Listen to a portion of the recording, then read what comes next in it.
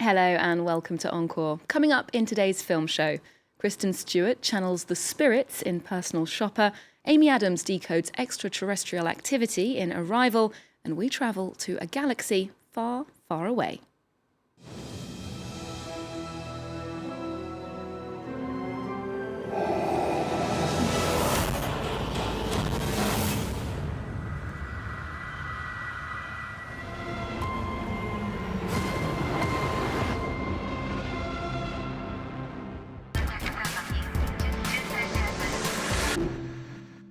Well, for all of that, I'm joined by our film critic, Lisa Nesselson. Hi, Lisa. Hello, Olivia.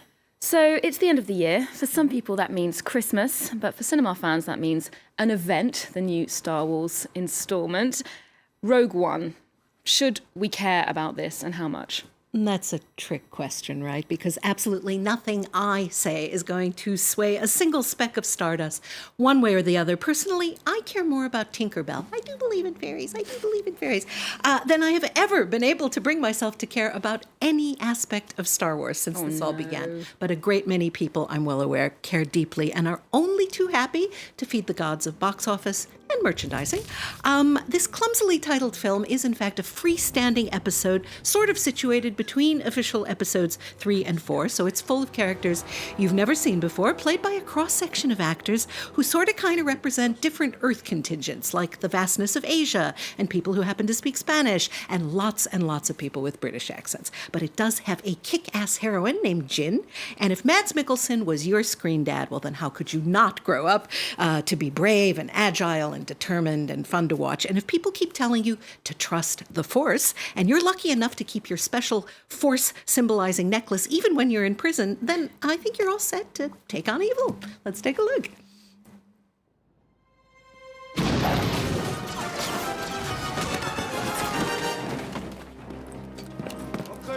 Halleck!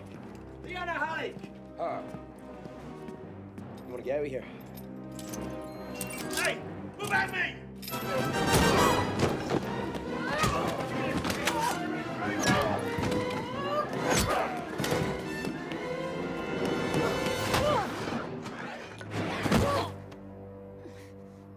Congratulations. You are being rescued. Please do not resist. So when we read about Star Wars, it's often described as a space opera. I mean, is there singing? Well, I did think of spontaneously breaking into the Hallelujah chorus when it was finally over. Does that count? It is worth noting that most people don't particularly like opera. I think you'll find way fewer collectible Brunhilde dolls, for example, than Princess Leia dolls. But most of the dialogue in this movie runs along these lines. Olivia, secure this TV station and throw the master switch. Go, go, go. Okay? And the no-nonsense vehemence with which I shout, go, go, go, will magically confer upon you all the skills you could possibly require to secure this multi-story building in which hundreds of people work. Excellent. And of course, you might have help from a robot. Now, Rogue One has a comic relief robot who you saw at the end of that clip. The previous sidekick robots were kind of small and compact. This one is tall and lanky, and I have to say, I like him. And because the Force is with him, you might want to enlist the blind guy who is really, really, really good at eliminating enemies he can't see if you stride purposely when you're not running or shooting. I am confident that you can secure this facility. But if I shout to our viewers, don't go, don't go, don't go, sadly, I know that in space, no one can hear you scream. Okay, we're going to a film now that's firmly rooted on our planet. That's Manchester by the Sea. It doesn't sound all that exciting or special, but the critics did love it, didn't they? The critics loved it, and they're right to do so, because in a word, this is a fabulous movie. It's like a jewel-like triumph of form and structure with excellent performances keeping it going. If the exact same story were told in linear, chronological fashion, I think it would still be affecting, but it probably wouldn't flirt with brilliance, which is what this does. This is supremely good storytelling. Grief is a major component of the proceedings, and yet this is a also frequently funny film. When we first meet Casey Affleck's character, Lee Chandler, he's a hardworking but ornery janitor for some residential buildings outside Boston where something is always breaking down and needs to be fixed. He doesn't smile. He doesn't waste time on social niceties. He doesn't seem to have any friends. He'll drink in a local bar. Usually that ends with getting into fights. Are we going to watch such a cranky guy for 2 hours and 17 minutes? Hell yes. Have a glimpse. This is him in a flashback. Hey! You want to keep it down, you morons, my kids is sleeping. I'm so sorry. Sorry, Ray. I mean, I didn't think we were Lee? that loud. You wanna get these pinheads out of my house, please? yeah, I do. I mean, I really do. She can't talk to us that way. Yeah. We're not pinheads. Hey! I'm not around! So maybe happier times there, but he does seem to be permanently in a bad mood. Is that justified? You know that perky, positive expression, if life gives you lemons, then make lemonade? Well, life has not only given Lee lemons, it has given him open sores and salt to pour the juice onto. I mean, and if that sounds harsh, when we find out why exactly this guy who's jovial in flashbacks is so dour in the presence, we absolutely get it. We get that. What befell Lee isn't something most people would ever be able to get over. A family emergency then requires him to make some decisions and some arrangements that threaten his fragile personal balance. I do not want to give anything about this away except to say you walk out of the theater feeling enriched. And to do that, first you have to walk into the theater, which is something I absolutely recommend you do. See this movie. Okay, well, sounds intriguing. Next, we're moving to a film from French writer-director Olivier Assayas. Now, he enjoyed working with Kristen Stewart so much on The Clouds of Sils Maria that he wrote an entire movie just for her. That's Personal Shopper. This film shared the directing prize at Cannes this year. What did you think of it? Well, during Cannes, I was summoned to give fairly immediate reactions for our France 24 coverage, and I was thinking that in retrospect, maybe I was a bit harsh when I used words like tedious and stupid to describe this movie, but I've been subjected to the trailer a lot in the last few weeks, and I've reached the conclusion that I was not harsh enough. Many of my colleagues, especially the French ones, find the story hypnotic and mysterious, but I think the terms they're really looking for are pointless and annoying.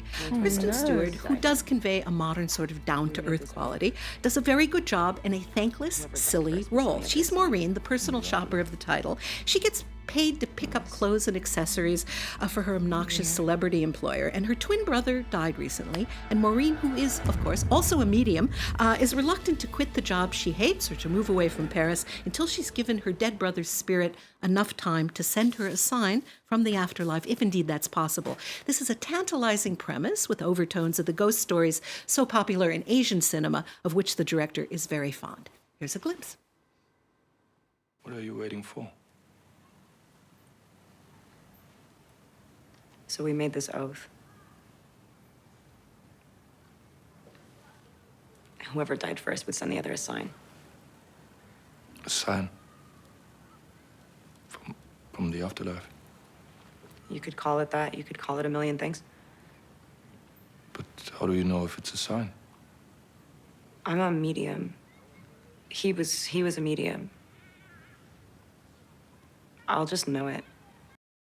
You mentioned that your colleagues heaped praise on this film, so why do you think you don't share their opinion about it? But could it be because I'm right and they're wrong? No. I think it boils down actually to something fundamental about how one approaches cinema. And by that I mean the likelihood that you will be satisfied with what you get when you buy a ticket. In the most basic terms, it's whether you get more excited by the story or you get more excited by the way it's filmed, the way it's shot, the way it's told.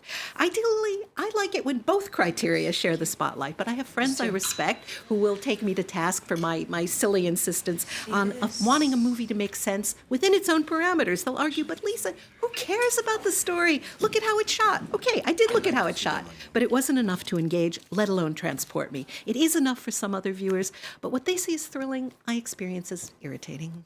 Oh, no. Okay, well, a damning critique there. And you're staying with your original opinion from the Cannes Film Festival.